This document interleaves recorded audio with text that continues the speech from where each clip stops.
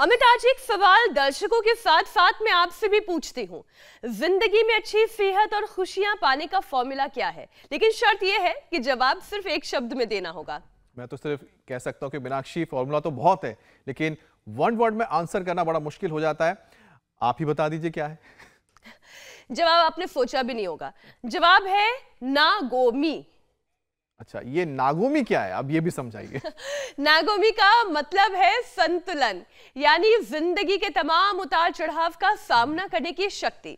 बात चाहे खाने में खट्टा मीठा तीखा हर स्वाद शामिल करने की हो, या फिर सर्दी गर्मी पतझड़ बसंत हर मौसम गुजारने की हो, नागोमी सब कुछ सिखाती है, क्योंकि ये संतुलन से जिंदगी जीने की जापानी विचारधारा है। और ये बैलेंस जीवन के साथ साथ शरीर के अंदर मौजूद बायोलॉजिकल एनर्जी के बीच भी होना जरूरी है, क्योंकि इन एनर्जी का संतुलन बिगड़ जाए तो वात पित्त कफ में से कोई भी दोष बढ़ सकता है। बिल्कुल आप ठीक कह रहे हैं अमित। त्रिदोष इम्बैलेंस होने का सबसे पहला असर हमारी इम्यूनिटी पर पड़ता है। बीमारियों से लड़ने की शरीर की ताकत कम हो जाती है। आजकल तो वैसे ही सेहत पर डबल खतरा मंडरा रहा है। एक तरफ स्वाइन फ्लू के मामले बढ़ रहे हैं, तो वहीं दूसरी तरफ वायरल के लक्षणों में छिपकर कोरोना भी अपना हमला तेज कर रहा है। वैसे भी जो लोग नॉर्मल फीवर समझकर खुद ही एंटीबायोटिक ले लेते हैं, उन्हें खास तौर पर अलर्ट रहना चाहिए।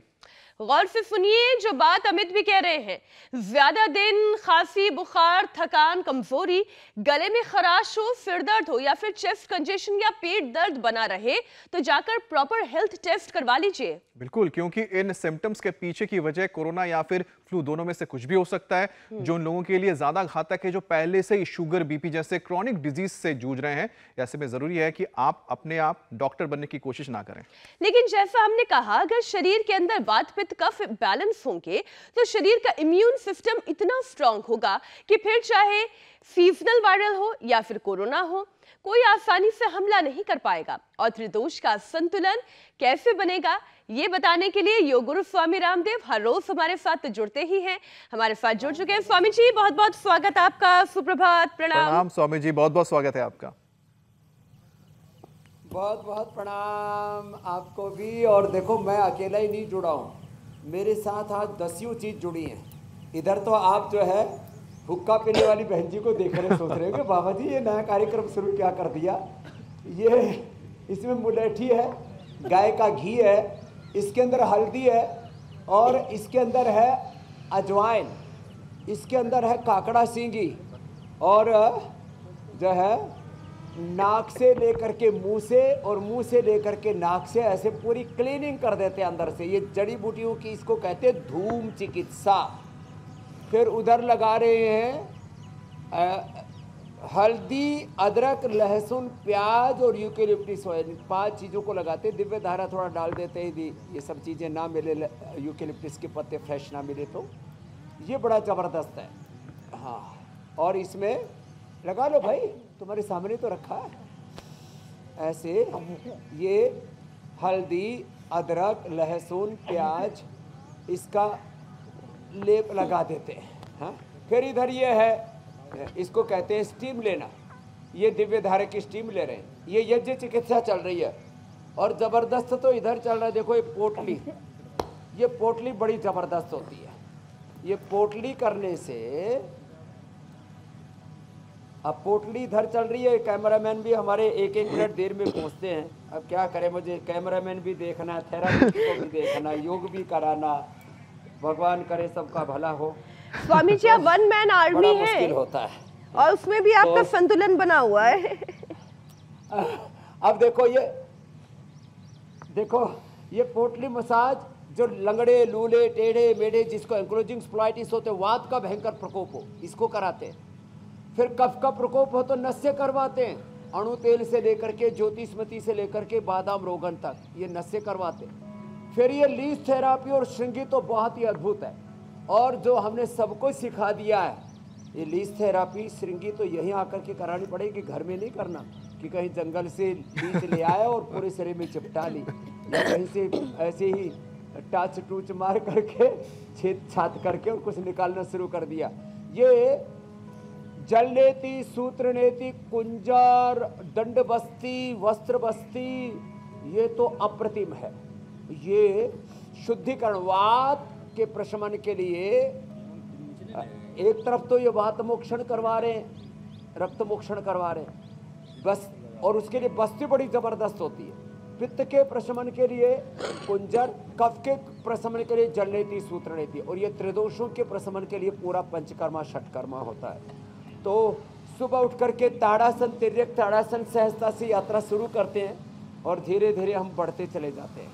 तो ये लेप लपेट, पतंजलि बाम की लपेट, हल्दी, अदरक, लहसुन, प्याज की लपेट, ऐसी छोटी छोटी चीज़ें जो हम बताते हैं। अभी तो मड थेरेपी हम बहुत करवाते हैं। मड थेरेपी से पूरा शरीर डिटॉक्स हो जाता है, संघ प्रक्षालन से पूरा शरीर डिटॉक्स हो जाता है, उपवास से पूरा शरीर डिटॉक्स हो जाता है।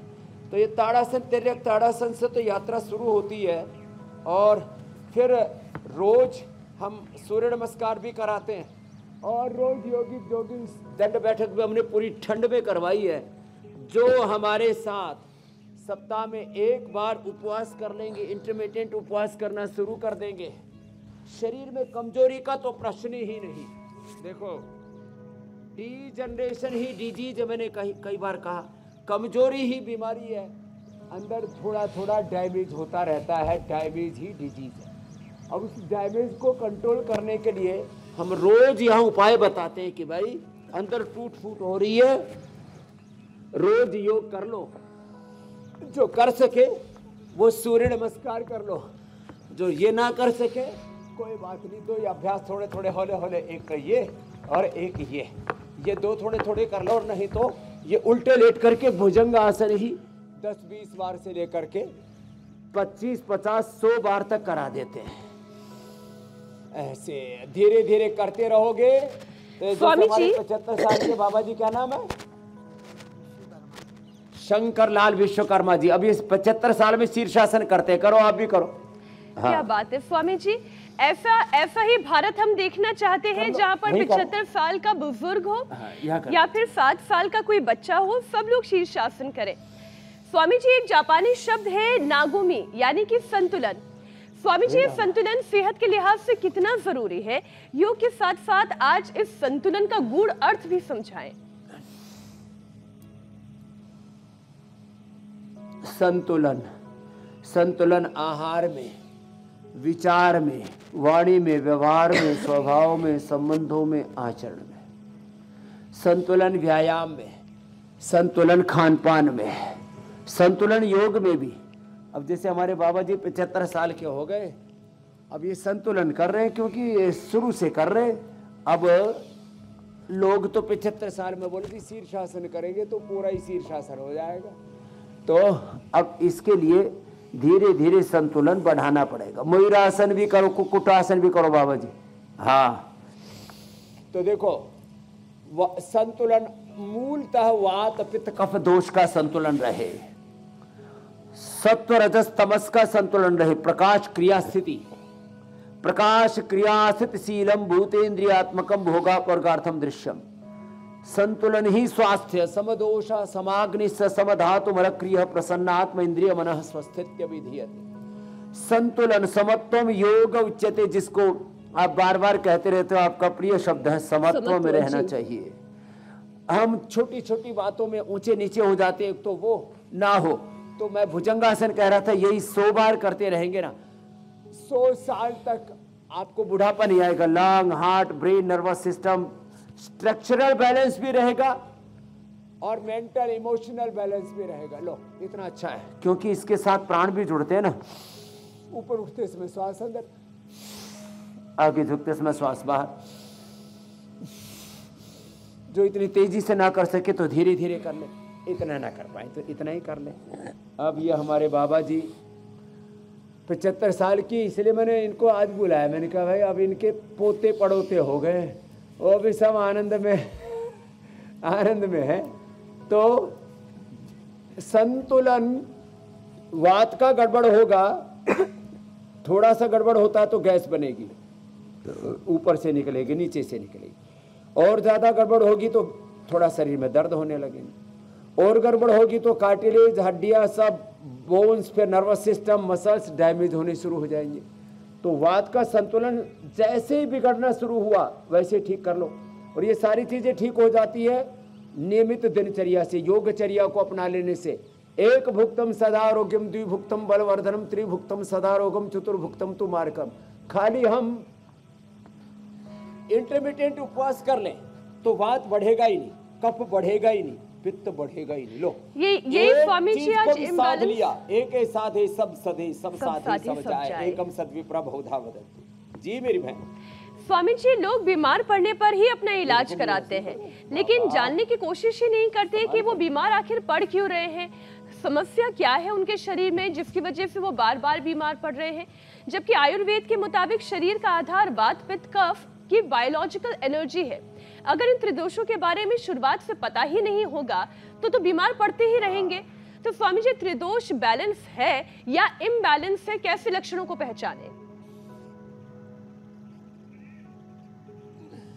तो देखो अब इसको बताता हूँ। बैठो बाबा जी, प्राणायाम करो भाई। शंकरलाल जी के लिए ताली बजा दो भाई। 75 साल की उम्र में मयूरासन, मयूरी आसन, सर्वांगासन, शीर्षासन, ये करने के लिए अब कपालभाति अनुलोम विलोम करो बाबा जी। हाँ, वो बैलेंस रखेगा। भस्त्रिका, कपालभाति, अनुलोम विलोम 3 प्राणायाम कर लो। शीतली, शीतकारी, चंद्र विधि या सूर्य विधि, नाड़ी शुद्धि 3 प्राणायाम कर लो। पूरा संतुलन रहेगा वात पित्त और कफ का। अब देखो, नाड़ी पर ऐसे हाथ रखे तो पहली जो नाड़ी है ना, इधर से अंगूठे की तरफ से, ये वात की, दूसरी पित्त की, तीसरी कफ की नाड़ी है। ऐसे ये तो नाड़ी देखने से पता लग जाता है, इसको कहते हैं नाड़ी चिकित्सा।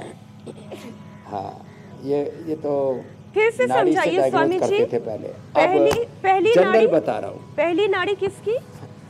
पहली अंगुली के, ये जब ऐसे ऐसे ऐसे अंगुली रखते हैं ना, ये तरीका होता है जब किसी के भी नाड़ी पर हाथ रखते हैं ना ऐसे, है ना।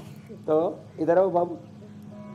अब इसको तो एपिलेप्सी आती थी, अब इसकी एपिलेप्सी बंद हो गई, नहीं तो डॉक्टर ने बोल दिया था जिंदगी भर। अब वात बढ़ने से भी एपिलेप्सी पड़ती है। देखो ऐसे देखते हैं, अंगूठे की तरफ से यहाँ पर नाड़ी पर हाथ रखते हैं। पहली वात की, दूसरी पित्त की और तीसरी कफ की नाड़ी होती है। ऐसे करीब 1 इंच जगह छोड़ करके ऐसे हाथ रखते, ऐसे ऐसे। अभी भी इसका थोड़ा वात, थोड़ा पित्त बढ़ा हुआ है, वात प्रबल है, लेकिन इसका एपिलेप्सी तो अच्छा हो गया है। अब ऐसे, एक तो ये वात बढ़ने का मतलब है उससे पूरी जीवनीय शक्ति, प्राण शक्ति गड़बड़ हो रही है। चलो मंडूकासन करो बाबू, ऐसे। अब देखो, ये तो मैंने नाड़ी से बताया, अब वैसे बताता हूं। जब जरा, अब जैसे आसमान में देखो बादल भी है और सूरज भी आ रहा है, बीच बीच में धूप आ रही है, सीधे सामने देखो बाबू, ऐसे। तो जब थोड़े बादल होने से शरीर अकड़ने लगे, जब विंड पेट में बनने लगे, बहुत अपान वायु निकले, गैस बनने लगे, तो समझो वात है। जब शरीर में और दर्द बढ़ने लगे, उसको ESR बोलो, यूरिक एसिड बोलो, RA, CRP, ANA, AVN, HLB 27, ये तो वैसे मार्कर हैं। शरीर में घुटनों में थोड़ा खटपट होने लगे, आवाज आने लगे, vitamin D, B12, calcium, iron, omega ये कमी होना, तो ये तो बहुत स्थूल लक्षण है। अंदर से जैसे घुटनों में जरा सा भी दर्द हुआ तो समझ लो वात गड़बड़ है। कमर में दर्द हुआ, एड़ी में दर्द हुआ, सिर में दर्द से लेकर के और एपिलेप्सी तक, जैसे अब इसने तो ठीक कर लिया, अच्छा बच्चा है ना। ऐसे अब पद्मासन में बैठो, तो वात बढ़ता है तो शरीर के अंदर दर्द और इन्फ्लेमेशन बढ़ता है। पित्त बढ़ने को सबसे आसानी से पहचाना जाता है, एसिडिटी बनने से आंखें लाल होने लगती है। वात का स्थान पूरा शरीर है, पित्त का स्थान आंख है, पित्त का स्थान मूत्र है, मूत्र में जलन होने लगती है, आंखों में लालिमा आने लगती है, फिर एसिड रिफ्लेक्स होता है। ऐसे करो बेटा, ऐसे। अब वो ऐसे मंडूकासन, योग मुद्रासन भी करेंगे तो मुंह से खट्टा पानी निकल आएगा। पित्त बढ़ने से फिर शरीर में खुजली होती है, पित्त बढ़ने से बीपी भी बढ़ता है, पित्त बढ़ने से गुस्सा भी ज्यादा आता है, पित्त बढ़ने से शरीर जो है कमजोर पड़ जाता है। बहुत ज्यादा पित्त बढ़ जाए तो वेट भी घटने लगता है, और कफ बढ़ जाए तो वेट बढ़ने लगता है, कफ बढ़ जाए तो सांस फूलने लगते हैं, कफ बढ़ जाए तो वेट बढ़ेगा, कोलेस्ट्रॉल बढ़ेगा, सांस फूलने लगेंगी, कफ बढ़ जाए तो प्रमाद बढ़ेगा, और कफ बढ़ जाए तो पूरे शरीर में कहीं पर भी गांठें होने लगती है। तो ये जो वात पित्त कफ है, कुछ लोग वात को खाली दर्द मान लेते हैं, पित्त को गर्मी मान लेते हैं, और कफ को बलगम मान लेते हैं। इतना ही नहीं है, इसलिए मैंने इसको थोड़ा विस्तार से कहा। वात बढ़ने से, पित्त बढ़ने से, कफ बढ़ने से, त्रिदोष या घटने से, या इनका असंतुलन होने से, कई बार एक, कई बार दो, कई बार त्रिदोष जी। वात दोष, वात और पित्त दोष और वात और कफ दोष, कई बार एक, कई बार दो, कई बार त्रिदोष प्रकोपित हो जाते हैं। त्रिदोष प्रकोप का नाम ही कैंसर, ऐसा लियमस ऑटोमेट डिजीज है जी। और ये ना बढ़े, इसके लिए हर दिन हम मंडूकासन, योग मुद्रासन। जी। अब चलो वैसे स्वामी जी, कपालभाति, अनुलोम विलोम करो। वात का पित्त की तो बात हो गई ये सब है आसन करवाते, मेरे भाई अमित जी कुछ कह रहे थे। जी। क्योंकि देखिए स्वामी जी, वात पित्त और कफ की तो हम बात कर ही रहे हैं, जिसके उपाय भी आप बता रहे हैं, लेकिन एक और खतरा मंडराने लगा है, जो है कोरोना का खतरा। स्वामी जी, एक बार फिर से जो कोरोना है सिर उठा रहा है, और इसके अलावा स्वाइन फ्लू के मरीज भी तेजी से बढ़ रहे हैं। और दिक्कत यह है कि इन दोनों बीमारियों में लक्षण लगभग एक जैसे होते हैं, और इन दोनों बीमारियों में फर्क कैसे करें अब लोग?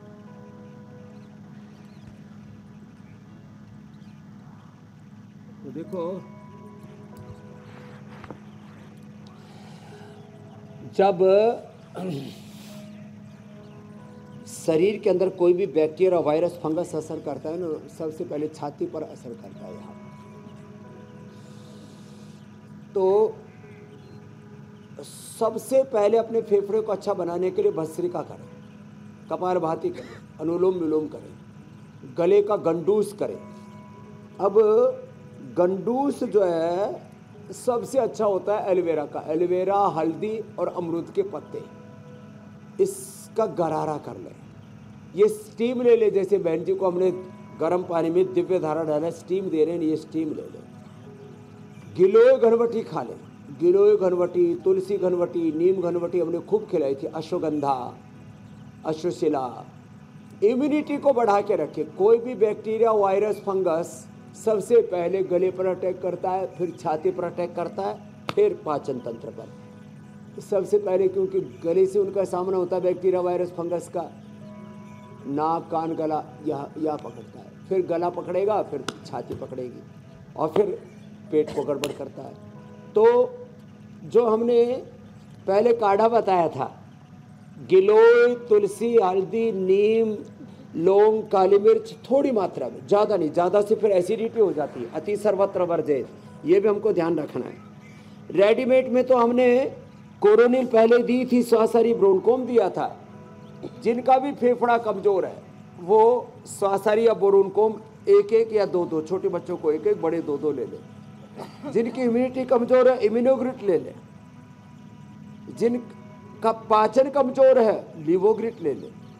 लीवर एकदम फर्स्ट क्लास हो जाएगा। नहीं तो जिनको पहले से फैटी लीवर 25-30% को तो हो रखा है, fatty liver, liver cirrhosis, hepatitis, liver fibrosis, कमज़ोर पाचन है तो सर्वकल्प ले लें। और फेफड़े कमज़ोर हैं तो स्वासारी क्वाथ या दिव्य पेय पिला दें। जो सामान्य चाय पीते हैं ना, उसकी बजाय या हर्बल टी पीनी चाहिए, तुलसी की चाय पीनी चाहिए। ऐसे छोटे छोटे उपाय कर लिया करें। जिनका पहले से फेफड़ा बहुत खराब है तो दूध में हल्दी, शिलाजीत और साथ में च्यवनप्राश, च्यवनप्रभा या बच्चों के लिए बालप्राश, ये तो परम औषधि है। ये हमने यहाँ पर इसीलिए रखा हुआ है पूरा। हाँ? तो ये इसका सेवन कर लेंगे ना, जिनके फेफड़े कमज़ोर हैं उनके ऊपर कोई भी बैक्टीरिया, वायरस, फंगस, जो सर्दी जुकाम वाले, कोरोना वाले, अलग अलग तरह के बर्ड फ्लू और पता नहीं क्या क्या ये सब चलते हैं ना, ये सब हवा में तैरते रहते हैं। इनके सब बैक्टीरिया, वायरस अलग अलग प्रकार के, और वो हवा से अपने फेफड़ों में चले जाते हैं। और उसके लिए प्राणायाम करना तो बहुत जरूरी है। स्वामी जी, अब मैं एक इसलिए मैंने शुरुआत ताड़ासन, ताड़ासन, वक्रासन, भुजंगासन सीखी, जो आपको भी बहुत विचलित करेगी, क्योंकि कल मैंने जब ये खबर देखी तब मैं भी बहुत परेशान हुई। उत्तर प्रदेश के एक जिले में सेकंड क्लास के बच्चे की उम्र मुश्किल से 7 साल होती है। अब सेकंड क्लास का बच्चा जो सिर्फ 8 साल का था, उस बच्चे को हार्ट अटैक आ गया। स्वामी जी, वो खेलते वक्त स्कूल में ही गिर गया। उसके फ्रेंड्स ने उसे खूब उठाने की कोशिश की, लेकिन बच्चा नहीं उठा। फिर उसे अस्पताल ले जाया गया, जहां डॉक्टर्स ने उसे मृत घोषित कर दिया। स्वामी जी, कक्षा 2 का छात्र, इतनी छोटी सी उम्र। आखिर हार्ट अटैक की वजह क्या हो सकती है? ये हार्ट अटैक की वजह है लो इम्यूनिटी। बच्चों की इम्यूनिटी बहुत कम हो गई है। तो मैं सब माता पिता से कहूँगा अपने घर में एक तो ये इम्यूनोग्रिड जरूर रखें। सब बच्चों, सर्दी जुकाम कफ कोल्ड हार्ट ब्रेन पूरी बॉडी को प्रोटेक्ट करने के लिए छोटे बच्चों को एक हमारे एक भी बच्चे को सर्दी जुकाम भी नहीं होता। पतंजलि गुरुकुलम आचार्य कुलम पतंजलि विश्वविद्यालय में हम साल में कम से कम 2 बार ये जरूर देते हैं। एक बार सर्दी शुरू होने पर और एक बार अभी वर्षा जब शुरू होगी। 2 बार सबसे ज़्यादा ये अलग अलग प्रकार के अटैक होते हैं। तो इम्यूनोग्रिड दे बच्चों को। और देखो इम्यूनिटी ये पूरे शरीर की भी होती है और हार्ट की भी होती है। अब जिनकी फैमिली हिस्ट्री हो, और आजकल तो क्या बच्चों को अलग अलग प्रकार की वैक्सीन लगाते हैं, अलग अलग प्रकार के बैक्टीरिया वायरस फंगस से बच्चों का सामना होता है और ये भी नए नए रूप धर के आते हैं। हाँ। तो बच्चों का हार्ट जिनका कमजोर है उनको अर्जुनारिष्ट पिला दिया करे, बहुत इजी है। अब पता कैसे लगे बच्चे का हार्ट वीक है? तो टेस्टिंग करने के लिए क्या करना, दौड़ लगाना। चलो खड़े हो जाओ तीनों बच्चे, खड़े खड़े, और पूरा ग्राउंड का 2 राउंड लगा के आओ तेजी से। दौड़ो, इधर से दौड़ो, इधर से रुको, यहाँ से नीम के उधर आम के पीछे से, हाँ ऐसे दौड़ के आओ। ये देखो जिसको एपिलेप्सी थे वो सबसे ज्यादा तेज दौड़ रहा है, सबसे आगे है। ये बात, एक बार जोरदार ताली बजा दो भाई बच्चों। अब ये बच्चों के हार्ट की टेस्टिंग हो जाएगी। हाँ दौड़ो दौड़ो दौड़ो दौड़ो दौड़ो। हाँ ये बिटिया सबसे पीछे रह गई, बेटा तुम भी दौड़ो, कोई बात नहीं, हाँ एक दिन पहुंच जाएगी। तो हाँ अब बच्चों के हार्ट की टेस्टिंग इससे हो जाएगी। आ जाओ आ जाओ आ जाओ, अभी सांस नहीं फूलना चाहिए। जो सबसे हाँ तेज दौड़ा था वो अब पहले आ गया इधर, वो दूसरे नंबर वाला फिर पहले नंबर पर आ गया था, बिटिया भी आगे पहुंच गई। तो दौड़ने से पता लग जाएगा हार्ट वीक है तो बच्चा हाँफने लगेगा। हार्ट अटैक, रेस्पिरेटरी सिस्टम के अटैक से भी लोगों की मौत होती है। तो बच्चों को दौड़ा करके उनका टेस्ट कर लेना चाहिए। ये उनका इम्यूनिटी टेस्ट भी है, लंग हार्ट का टेस्ट भी है। अच्छा स्वामी जी, आधे घंटे अगर बच्चों को हर रोज साइकिलिंग की आदत डालें, क्या ये भी एक अच्छी हैबिट है? हाँ ये बहुत अच्छी आदत है। बच्चों को चाहे साइकिलिंग कराओ, चाहे दौड़ाओ, चाहे तैराओ। ऑस्ट्रेलिया में तो जन्म से बच्चे तैरना सीख जाते हैं। छोटे बच्चों को तालाब में डालते हैं, अपने आप तैरना सीख जाते हैं, क्योंकि चारों तरफ समुद्र है, तैरना नहीं आएगा तो कभी भी जीवन को संकट हो सकता है। तो ये तैरना दौड़ना ये सबसे बढ़िया एक्सरसाइज है। तो बच्चों की टेस्टिंग कर लिया करें। आज से सब माता पिता के लिए मैं आह्वान करूंगा, जो दुर्घटना एक छोटे से बच्चे के साथ हुई वो किसी भी परिवार में ना हो। अपने बच्चों को दौड़ाइए और सांस फूलता है। और स्वामी जी कि इसका लंग यही वजह रही कि हम जब बड़े हो रहे थे तो ब्रोंको, और हार्ट वीक है तो हृदयामृत, कार्डियोग्रिड या अर्जुनारिष्ट। जी मेरे भाई। बिल्कुल स्वामी जी, क्योंकि जब हम बड़े हो रहे थे 1-2 साल की उम्र में सबसे पहले पानी में हमें ये तैरना ही सिखाया गया था। ये तैरना आपने जो कहा है ना कि पूरे फुल बॉडी के लिए इतना अच्छा होता है कि सभी को इसके लिए अपने बच्चों को ले जाना चाहिए। खैर तालाब तो आजकल होते नहीं है, स्विमिंग पूल में ही वो कर सकते हैं। वैसे स्वामी जी मौसम का जो मिजाज है वो भी बदल रहा है और दिन में गर्मी हो रही है और शाम आते आते काफ़ी ठंडा हो जाता है, बहुत अच्छा लगता है। लेकिन कहते हैं कि वात दोष बढ़ जाता है जब ठंडक होती है। तो इस मौसम में वात रोग को बैलेंस करने के लिए क्या उपाय होने चाहिए, आप बताएं।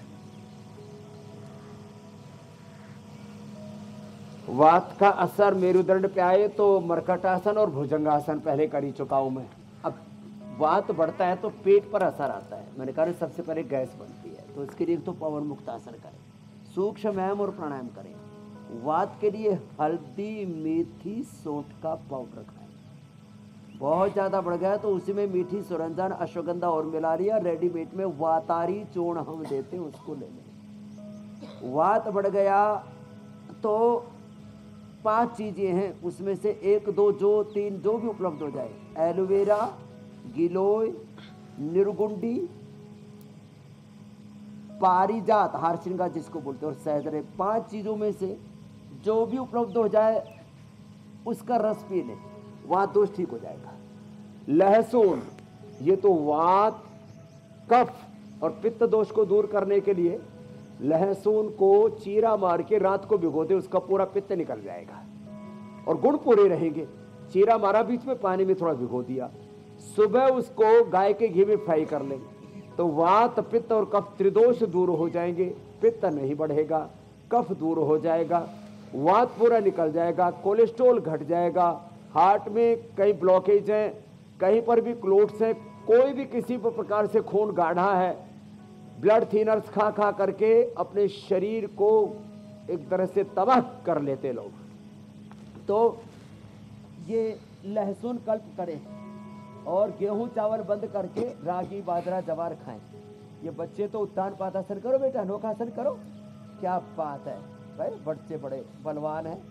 बड़े वालों को इसलिए नहीं कह रहा, वो तो उनके तो वैसे ही टांग ऊपर हो रखी है।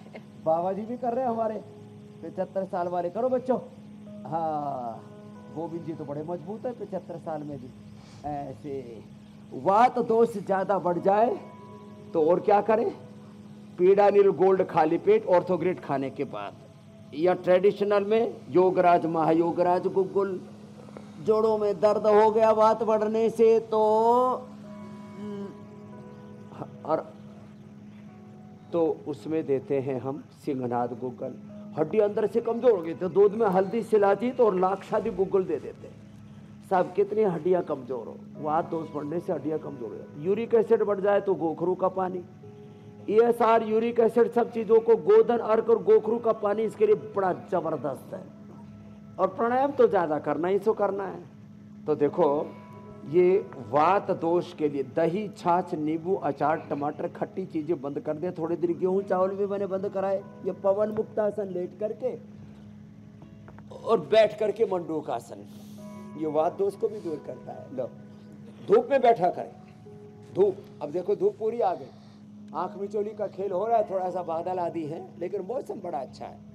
वात दोष ना बढ़े इसके लिए सप्ताह में एक बार एनिमा ले ले। हम पीड़न तक क्वाथ, दशमूल क्वाथ, निर्गुंडी पारिजात क्वाथ उपलब्ध कराते हैं, इसका एनिमा ले ले एक बार।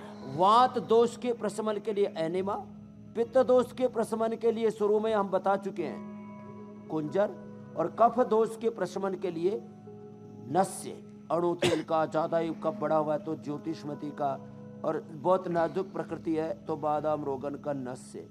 त्रिदोष बढ़ेगा ही नहीं। तो वात दोष के लिए बता दिया। स्वामी जी अब कफ दोष की भी बात कर लेते हैं। होती है पेट से, पेट ठीक रहे सप्ताह में एक बार त्रिफला या जी ये शुद्धि चूर्ण एक बार ले लो तो ये वात बढ़ेगा ही नहीं। शुद्धि चूर्ण बढ़ने से पहले ही खत्म कर दो। देखो एक थोड़ा बहुत खतरनाक बात बताना चाहता हूँ। ठीक है। जब बाबर आया था और उसका हुमायूं, अकबर ये सब पैदा हुए, उसी समय मुगलों को रोक लेते तो आज अपने 20 करोड़ भाई मुसलमान ना बनते और देश में आपस में मजहब के नाम पर ये नफरत की फितरत नहीं होती। जब शुरू में ईस्ट इंडिया कंपनी आई थी उसी समय कंट्रोल कर लेते तो देश राजनीतिक रूप से गुलाम नहीं होता और देश के अंदर करीब 5 करोड़ अपने भाई ईसाई न बनते। तो ये शुरू में डैमेज कंट्रोल कर ले। जैसे ही ये मैंने थोड़ा मुगलों और अंग्रेजों ने जो देश में तबाही मचाई, देश को राजनीतिक रूप से गुलाम बनाया, सांस्कृतिक और आर्थिक वैचारिक गुलामी में धकेल दिया। जैसे ही शुरू में चीज बढ़े, वात बढ़े, पित्त बढ़े, कफ बढ़े, वही उसको बोले भाई रुक जा, मुझे, मैं इंडिया टीवी देखता हूँ, मैं योग करता हूँ, मैं तुझे बढ़ने नहीं दूंगा, अभी थामता हूँ तुझे, अभी तेरे को सबक सिखाता हूँ। जी स्वामी जी। और स्वामी जी अभी मीनाक्षी बात ही कर रही थी कफ दोष का, क्योंकि कफ दोष ना बिगड़े उसके लिए क्या उपाय हमें करने चाहिए, अगर बिगड़ जाए तो ऐसे में उसको शांत कैसे करें, उसके भी वो उपाय बताएं। एक तो पहले आए नहीं और आ जाए तो फिर कैसे उसको दूर किया जाए। हाँ, दो, प्रिवेंशन भी, कंट्रोल भी, क्योर भी, उसको जड़ से खत्म करना है। अब जड़ से कैसे खत्म करना है, तो जड़ से खत्म करने के लिए कफ दोष के लिए एक तो देखो, वात बढ़ता है नाभि के नीचे वाले स्थान से, मूलाधार, स्वादिष्ठान, मणिपुर चक्र के गड़बड़ होने से। पित्त बढ़ता है यहाँ से, कफ बढ़ता है यहाँ से। तो कफ ना बढ़े इसके लिए एक तो भस्त्रिका करें। इसके लिए हमारी बहन जो है शुरू से ही नस्य कर रही है, धूम नस्य। करो करो करो, होले होले करो, होले होले होले होले। तो देखो ये नस्य हो रहा है, मुलेठी गाय का घी, और ये धूमनस्य है। फिर ये हम ये दे रहे थे, इसको कहते हैं स्टीम लेना। फिर वो जो अणु तेल नाक में डालते ज्योतिषमती, ये भी कफ को दूर करता है। दही, छाछ, नींबू चाट, टमाटर, खट्टी चीज़ें, आइसक्रीम, कोल्ड ड्रिंक, ये सब कफ को बढ़ाते हैं। जो बार बार ठंडा गरम खाते हैं और बार बार खाते, इससे भी कफ बढ़ता है। बार बार खाने से कफ बढ़ता है। हम केवल अनार, पपीता, गुड़, थोड़ा सा गुड़, एक छोटा सा 10-20 ग्राम, और चना, बस इतना ही खिलाते। खजूर, शुगर हो तो 1-2, शुगर ना हो तो 5-10 तक भी खा ले, कोई दिक्कत नहीं। तो हम पपीता, अमरूद उबाल करके, ये चना, थोड़ा खजूर, थोड़ा सा गुड़, बस दूध में हल्दी, इलायची, च्यवनप्राश, खाली पेट स्वासारी गोल्ड और ब्रोन को खाने के बाद 2-2 गोली, और बहुत ज़्यादा बढ़ जाता तो 4-4 गोली देते हैं। कफ, कोल्ड, सर्दी, जुकाम, ब्रोंकाइटिस, एलर्जिक राइनाइटिस, साइनसाइटिस, जिनके फेफड़े एकदम लोथड़े से हो जाते हैं, माने 80-90% तक फेफड़े जिनके खराब हो गए थे किसी भी बीमारी के कारण से, कोरोना से, कोई बैक्टीरिया, वायरस, फंगस से, उसको ठीक है। इसमें भस्त्रिका बड़ी भूमिका निभाता है। प्राणायाम का सीधा असर फेफड़े पर होता है। तो भस्त्रिका, कपालभाति और अनुलोम विलोम ज़्यादा करना चाहिए। गले पर ज़्यादा ही बुरा असर आ जाता है। स्नोरिंग, स्लीप एपनिया, गला पूरा बैठ जाता है। फिर थायराइड की भी बीमारी हो जाती है। साथ ही सोते श्वास रुक जाता है और मशीन लगा के सोना पड़ता है। उनको उज्जाई भी करना चाहिए। फिर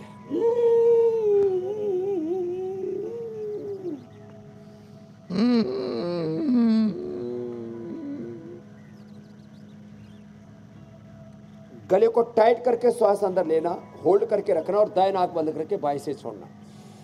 घी नहीं खाना, चिकनाई नहीं खाना।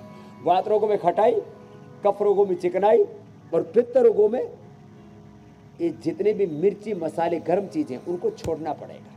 हाँ, जिस चीज से रोग बढ़ता है, अब बीपी है तो नमक कम करना पड़ेगा ना, शुगर है तो चीनी बंद करनी पड़ेगी ना, मोटापा है तो कोलेस्ट्रॉल बहुत भयंकर बढ़ा हुआ है तो घी और चिकनाई बंद करनी पड़ेगी। ऐसे ये परहेज पथ्य जो है, कौन सी चीज से क्या चीज बढ़ती है उसको हमें देखना पड़ेगा जी।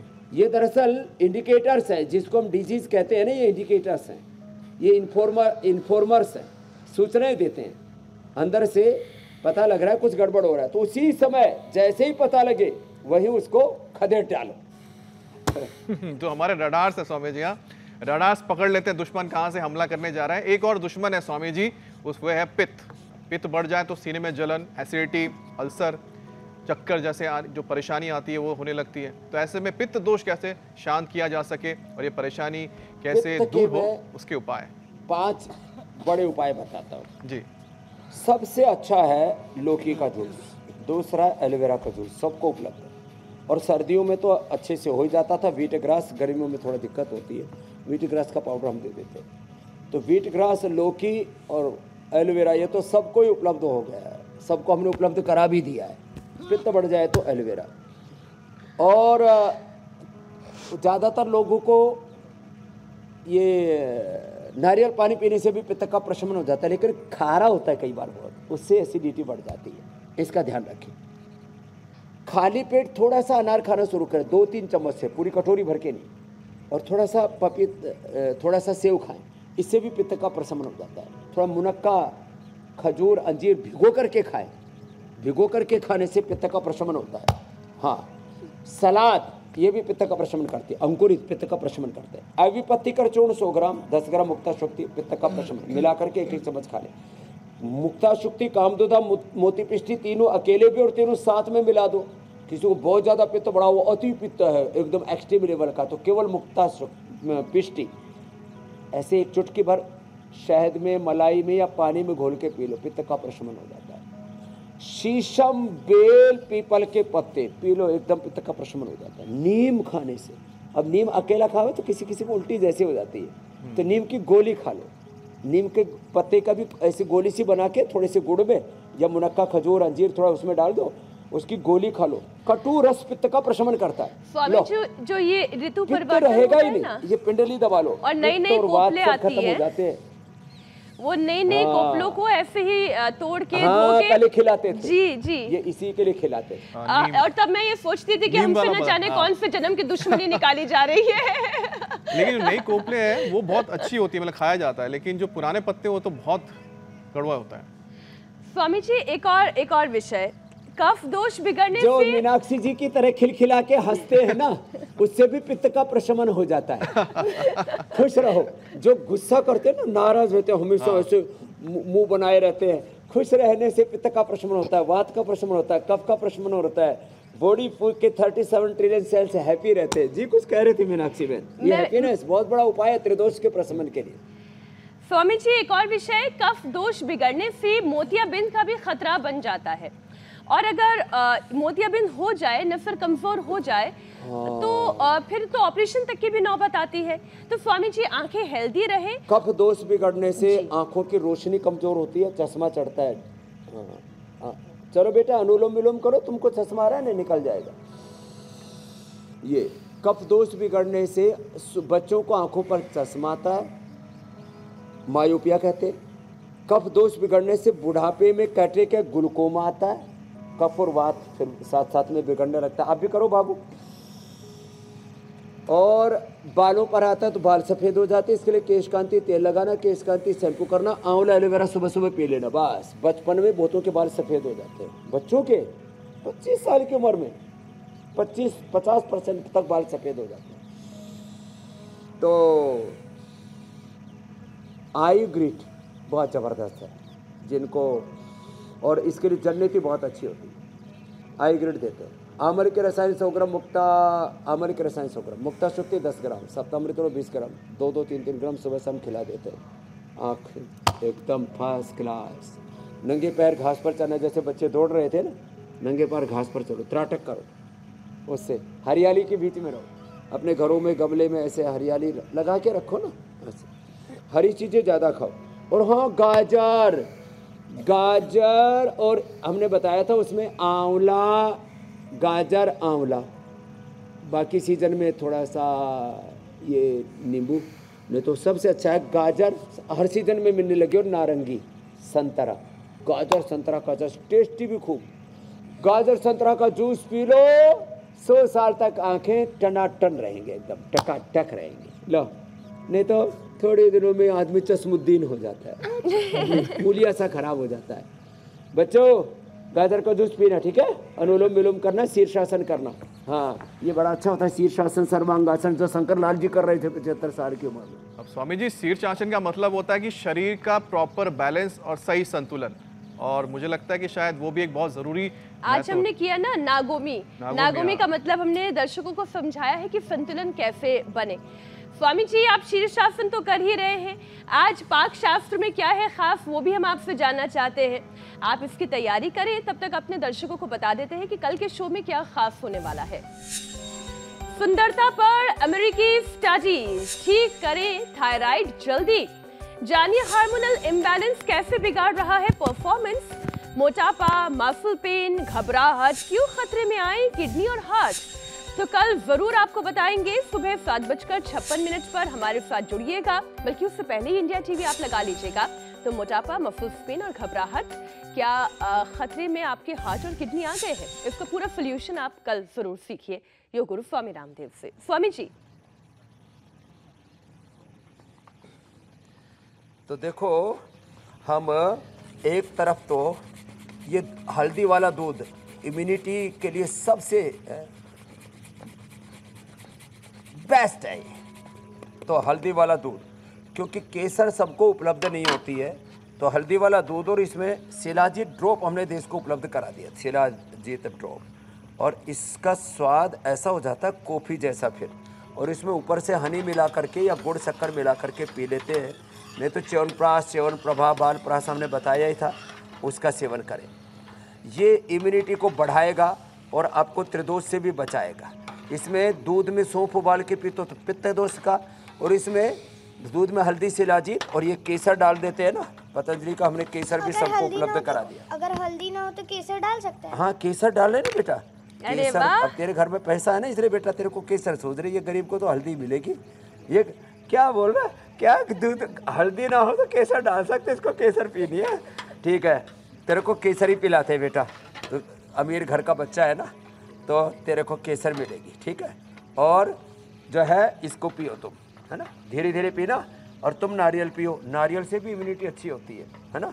और तुमको सलाद खिलाते हैं। ठीक है। हाँ ये ठीक है ना, इससे आंखें अच्छी हो जाएंगी आपकी। इसमें देखो मूली भी है, गाजर भी है, अनार भी है, और इसको सजा रखा है। धनिया के पत्ते, तुलसी के पत्ते। खाओ। आप तो ऐसे लेकर के बैठ गई कि जो है जैसे इसकी पूजा करने वाली हो। एलोवेरा का जूस भी पियो, ये भी इम्यूनिटी को बढ़ाता है, एलोवेरा का जूस। हाँ, और जो है फिर ये बालप्रास, ये बालप्रास तो बहुत ही जबरदस्त होता है। इसको कोई खा लेगा ना, उसकी तो इम्यूनिटी फिर सुपर इम्यूनिटी हो जाती है।